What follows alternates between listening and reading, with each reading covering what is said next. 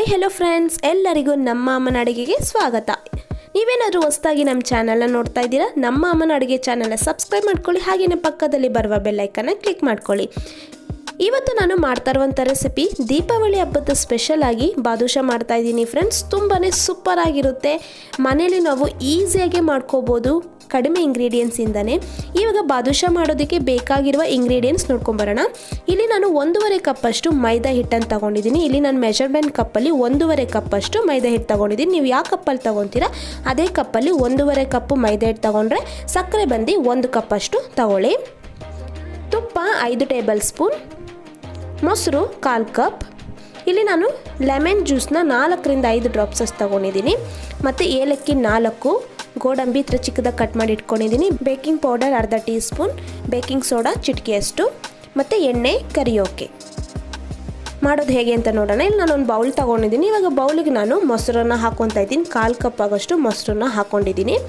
ಮತ್ತು ತುಪ್ಪ 5 ಟೇಬಲ್ ಸ್ಪೂನಷ್ಟು ತುಪ್ಪನ ಹಾಕ್ಕೊತಾ ಇದ್ದೀನಿ. ನೀವು ತುಪ್ಪ ಬದಲು ಬೆಣ್ಣೆ ಕೂಡ ಹಾಕೋಬೋದು, ಚೆನ್ನಾಗೇ ಇರುತ್ತೆ. ಇವಾಗ ನೋಡಿ 5 ಟೇಬಲ್ ಸ್ಪೂನ್ ತುಪ್ಪನ ಹಾಕಿದಾದ್ಮೇಲೆ ನಾನಿವಾಗ ಸಕ್ಕರೆನ 1 ಟೇಬಲ್ ಸ್ಪೂನ್ ಅಷ್ಟು ಹಾಕ್ಕೊಂಡಿದ್ದೀನಿ. ಮತ್ತು ಬೇಕಿಂಗ್ ಪೌಡರ್ ಹಾಕ್ಕೊತಾ ಇದ್ದೀನಿ, ಮತ್ತು ಸೋಡಾ. ಇವಾಗ ಇದೆಲ್ಲ ಹಾಕ್ಕೊಂಡು ಈ ಥರ ಹ್ಯಾಂಡ್ ಬೀಟರಿಂದ ಚೆನ್ನಾಗಿ ಬೀಟ್ ಮಾಡ್ಕೊತಾ ಇದ್ದೀನಿ. ನಿಮ್ಮ ಹತ್ರ ಹ್ಯಾಂಡ್ ಬೀಟರ್ ಇಲ್ಲ ಅಂದರೆ ಸ್ಪೂನಿಂದನೂ ಈ ಥರ ಬೀಟ್ ಮಾಡ್ಕೋಬೋದು. ನೋಡಿ ಫ್ರೆಂಡ್ಸ್, ಈ ಥರ ಚೆನ್ನಾಗಿ ಬೀಟ್ ಮಾಡೋದ್ರಿಂದ ನಮಗೆ ಕ್ರೀಮಿ ಟೆಕ್ಸ್ಚರ್ ಆಗಿ ಬರುತ್ತೆ. ನೋಡಿ ಇವಾಗ ಇದೆಲ್ಲ ಆಗಿದೆ. ಇವಾಗ ನಾನಿಲ್ಲಿ ಮೈದಾ ಹಿಟ್ಟನ್ನು ಹಾಕ್ಕೊತಾ ಇದ್ದೀನಿ. 1.5 ಕಪ್ಪಷ್ಟು ಮೈದಾ ಹಿಟ್ಟು ಹಾಕ್ಕೊಂಡು ಚೆನ್ನಾಗಿ ಕೈಯಲ್ಲೇ ಮಿಕ್ಸ್ ಮಾಡ್ಕೊತಾ ಇದ್ದೀನಿ. ಚೆನ್ನಾಗಿ ಕೈಯಲ್ಲೇ ಮಿಕ್ಸ್ ಮಾಡ್ಕೋಬೇಕು.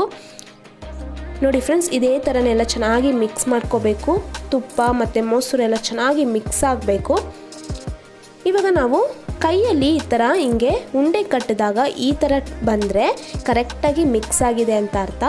ಇವಾಗ ನೋಡಿ ಫ್ರೆಂಡ್ಸ್, ನಾನು ನೀರು ಹಾಕ್ಕೊಂಡು ಮಿಕ್ಸ್ ಮಾಡ್ಕೊತಾ ಇದ್ದೀನಿ. ನೀರು ಯಾವುದೇ ಕಾರಣಕ್ಕೂ ನೀವು ಒಂದೇ ಸತಿ ಹಾಕೋಕ್ಕೆ ಹೋಗಬೇಡಿ.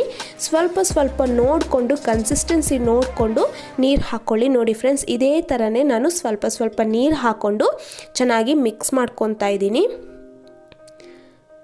ನೋಡಿ ಫ್ರೆಂಡ್ಸ್, ಯಾವುದೇ ಕಾರಣಕ್ಕೂ ನೀವು ಬಾದುಷಾ ಮಾಡುವಾಗ ಚಪಾತಿ ಹಿಟ್ಟಿನ ಥರ ನೀವು ಮಿಕ್ಸ್ ಮಾಡೋಕ್ಕೆ ಹೋಗಬೇಡಿ. ಸ್ವಲ್ಪ ಸಾಫ್ಟಾಗೆ ಮಿಕ್ಸ್ ಮಾಡ್ಕೊಳ್ಳಿ. ತುಂಬ ಸಾಫ್ಟ್ ಇರಬಾರ್ದು, ತುಂಬ ಗಟ್ಟಿನೂ ಇರಬಾರ್ದು. ಇವಾಗ ನಾವು ಕೈಯಲ್ಲಿ ಈ ಥರ ಮಾಡಿದಾಗ ಲೇಯರ್ ಆಗಿ ಬರಬೇಕು ಫ್ರೆಂಡ್ಸ್. ಆವಾಗ ಬಾದುಷಾ ಕರೆಕ್ಟಾಗಿ ಬರುತ್ತೆ. ಇವಾಗ ನಾನೊಂದು 10 ನಿಮಿಷ ಇದನ್ನು ಬಿಡ್ತಾ ಇದ್ದೀನಿ. ಅಷ್ಟರಲ್ಲಿ ನಾವು ಸಕ್ಕರೆ ಪಾಕ ಮಾಡ್ಕೊಳ್ಳೋಣ. ಅದಕ್ಕೆ ಸ್ಟವ್ ಹಚ್ಚಿ ನಾನೊಂದು ಪಾತ್ರೆನ ಇಟ್ಕೊಂಡಿದ್ದೀನಿ. ಇವಾಗ ಇಲ್ಲಿ ನಾನು 1 ಕಪ್ಪಷ್ಟು ಸಕ್ಕರೆ ಹಾಕ್ಕೊಂಡಿದ್ದೀನಿ. 1 ಕಪ್ ಸಕ್ಕರೆಗೆ ಅರ್ಧ ಕಪ್ಪಷ್ಟು ನೀರು ಹಾಕ್ಕೊಂಡು ಚೆನ್ನಾಗಿ ಇದೇ ಥರನೇ ಮಿಕ್ಸ್ ಮಾಡ್ಕೊತಾ ಇರಬೇಕು. ಸಕ್ಕರೆ ಪಾಕ ಬಂದು 1 ಎಳೆ ಪಾಕ ಬಂದರೆ ಸಾಕು ಫ್ರೆಂಡ್ಸ್. ಇವಾಗ ನೋಡಿ ಸಕ್ಕರೆ ಎಲ್ಲ ಚೆನ್ನಾಗಿ ಕರಗಿ ಕುದೀತಾ ಇದೆ. 1 ಎಳೆ ಪಾಕ ಬಂದರೆ ಸಾಕು. ನಾನು ಇವಾಗ ಒಂದು ಸತಿ ಕೈಯಲ್ಲಿ ಈ ಥರ ಮಾಡಿ ತೋರಿಸ್ತೀನಿ. ನೋಡಿ ಫ್ರೆಂಡ್ಸ್, ಈ ಥರ 1 ಎಳೆ ಪಾಕ ಬರಬೇಕು. ಈ ಟೈಮಲ್ಲಿ ನಾನು ಏಲಕ್ಕಿನ ಹಾಕ್ಕೊತಾ ಇದ್ದೀನಿ. ಲೈಟಾಗಿ ಏಲಕ್ಕಿನ ಜಜ್ಜಿ ಹಾಕ್ಕೊಂಡಿರೋದು. ನೀವು ಬೇಕಂದರೆ ಏಲಕ್ಕಿ ಪುಡಿನೂ ಹಾಕೋಬೋದು. ಇವಾಗ ನಿಂಬೆಹಣ್ಣು ರಸ ಒಂದು 4ರಿಂದ 5 ಡ್ರಾಪ್ಸ್ ನಿಂಬೆಹಣ್ಣು ರಸ ಹಾಕೋದ್ರಿಂದ ಸಕ್ಕರೆ ಪಾಕ ಗಟ್ಟಿ ಆಗೋದಿಲ್ಲ. ಅದಕ್ಕೆ ಈ ಟಿಪ್ಪನ್ನು ಕೂಡ ನೀವು ಫಾಲೋ ಮಾಡಬೇಕಾಗುತ್ತೆ. ಇವಾಗ ಸಕ್ಕರೆ ಪಾಕ ಎಲ್ಲ ರೆಡಿಯಾಗಿದೆ. ಪಾಕಕ್ಕೆ ಎತ್ತಿಟ್ಕೊಂಡಿದ್ದೀನಿ. ಇವಾಗ ನೋಡಿ ಫ್ರೆಂಡ್ಸ್, 10 ನಿಮಿಷ ಆಗಿದೆ. ಚೆನ್ನಾಗಿ ಒಂದು ಸತಿ ಕೈಯಲ್ಲೇ ಈ ಥರ ನಾದ್ಕೊತಾ ಇದ್ದೀನಿ. ಇವಾಗ ಒಂದು ಸತಿ ಕೈಯಲ್ಲಿ ಈ ಥರ ನಾದ್ಕೊಂಡು ಆದಮೇಲೆ ನಾವು ಬಾದುಷಾ ಮಾಡ್ಕೊಳ್ಳೋಣ. ಇವಾಗ ನಾನಿಲ್ಲಿ ಒಂದು ಮೀಡಿಯಮ್ ಸೈಜಲ್ಲಿ ಉಂಡೆ ಈ ಥರ ತಗೊಂಡಿದ್ದೀನಿ. ತಗೊಂಡು ಕೈಯಲ್ಲಿ ಚೆನ್ನಾಗಿ ಈ ಥರ ಉಂಡೆ ಕಟ್ಟಬೇಕು. ಇವಾಗ ಒಂದು ಸತಿ ಈ ಥರ ಉಂಡೆ ಕಟ್ಟಿದಾದ್ಮೇಲೆ ನಾವು ಬೆರಳಲ್ಲಿ ಈ ಥರ ಹಿಂಗೆ ಪ್ರೆಸ್ ಮಾಡ್ಕೋಬೇಕು. ಆವಾಗ ನಮಗೆ ಲೇಯರ್ ಆಗಿ ಸಿಗುತ್ತೆ ಮತ್ತು ಚೆನ್ನಾಗಿರುತ್ತೆ, ಮತ್ತು ಒಳಗಡೆ ಎಲ್ಲ ಚೆನ್ನಾಗಿ ಬೇಯುತ್ತೆ. ಅದಕ್ಕೋಸ್ಕರನೇ ಈ ಥರ ಮಾಡಿದಾದ್ಮೇಲೆ ಒಂದು ಸತಿ ಚೆನ್ನಾಗಿ ಈ ಥರ ಉಂಡೆ ಕಟ್ಟಬೇಕು. ನೋಡಿ, ಈ ಥರ ಉಂಡೆ ಕಟ್ಟಿ ಲೈಟಾಗಿ ಈ ಥರ ಪ್ರೆಸ್ ಮಾಡ್ಕೋಬೇಕು. ಬಾದುಷಾ ಶೇಪಲ್ಲಿ ಬರಬೇಕಲ್ಲ, ಅದಕ್ಕೆ ಪ್ರೆಸ್ ಮಾಡಿದಾದ್ಮೇಲೆ ನಾನು ಈ ಥರ ಸೆಂಟರಲ್ಲಿ ಈ ಥರ ಹೋಲ್ ಮಾಡ್ಕೊತಾ ಇದ್ದೀನಿ. ನೋಡಿ, ಈ ಥರ ಲೈಟಾಗಿ ಹಿಂಗೆ ಪ್ರೆಸ್ ಮಾಡಿಕೊಂಡ್ರೆ ಸಾಕು. ನೋಡಿ ಫ್ರೆಂಡ್ಸ್, ಎಷ್ಟು ಚೆನ್ನಾಗಿ ಲೇಯರಾಗಿ ಬಂದಿದೆ ಅಂತ. ಇವಾಗ ಇದೇ ಥರನೇ ನಾನು ಎಲ್ಲನೂ ಮಾಡಿ ಸಪ್ರೇಟಾಗಿ ಎತ್ತಿಟ್ಕೊತಾ ಇದ್ದೀನಿ. ನೋಡಿ, ಇದೆಲ್ಲ ಮಾಡಿದಾದ್ಮೇಲೆ ನೀವು ಎಣ್ಣೆನ ಕಾಯೋದಕ್ಕೆ ಇಡಬೇಕಾಗುತ್ತೆ. ಇವಾಗ ಸ್ಟವ್ ಹಚ್ಚಿ ನಾನೊಂದು ಕಡಾಯಿ ಇಟ್ಕೊಂಡು ಎಣ್ಣೆನ ಹಾಕ್ಕೊತಾ ಇದ್ದೀನಿ.